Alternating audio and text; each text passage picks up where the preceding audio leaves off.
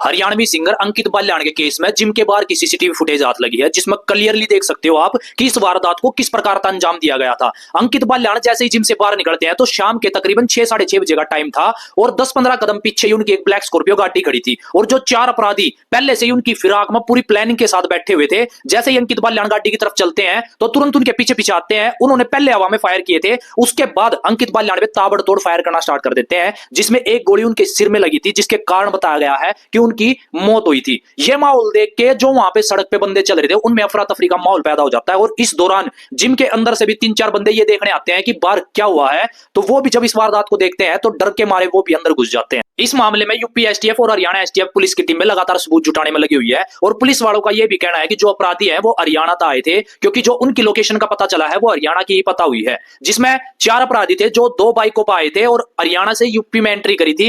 Haryana border वहां से मात्र जहां इस वारदात को अंजाम दिया गया 15 किलोमीटर की दूरी पे बताया गया है। इसके बाद यूपी पुलिस के एडीजीपी अमिताभ यस का कहना है कि जो अंकित बाल्यान के ऊपर राउंड फायर हुए थे वो 18 राउंड फायर हुए थे, जिसमें से एक गोली उनके सिर में लगी थी, जिसके कारण उनकी बताया गया है कि डेथ हो गई थी। हालांकि जो गोगी गैंग है उन्होंने भी एक सोशल मीडिया पोस्ट डाल के इस वारदात की जिम्मेवारी ली थी। पुलिस इस मामले में जुटी हुई है, उस पोस्ट में कितनी सच्चाई है या फिर एक फेक झूठ बोला गया था इस वारदात में अपना नाम चढ़ाने के लिए। इस केस में यूपी पुलिस की टीम और हरियाणा पुलिस की टीम में लगी हुई है कड़ी पर कड़ी जोड़ने में। जल्द ही आरोपियों को सलाखों के पीछे किया जाएगा और इस केस में पता लग पाएगा कि इस वारदात को किस कारण अंजाम दिया गया था। हालांकि कल 27 अगस्त को बंती खेड़ा गांव में शाम के टाइम अंकित बाल्यान का अंतिम संस्कार कर दिया गया है। इस केस से जुड़ी हुई जो अपडेट थी एक एक करके सारी बता दी मैंने आप तक। जैसे ही कोई नई अपडेट आओगी तुरंत आपके सामने वीडियो आ जाओगी। इस दुख की घड़ी में अंकित बाल्यान के परिवार को ज्यादा ज्यादा सपोर्ट करो। कमेंट में भाई के लिए जस्टिस जरूर लिख कर जाना। जल्द ही मिलेंगे ऐसी अपडेट के साथ।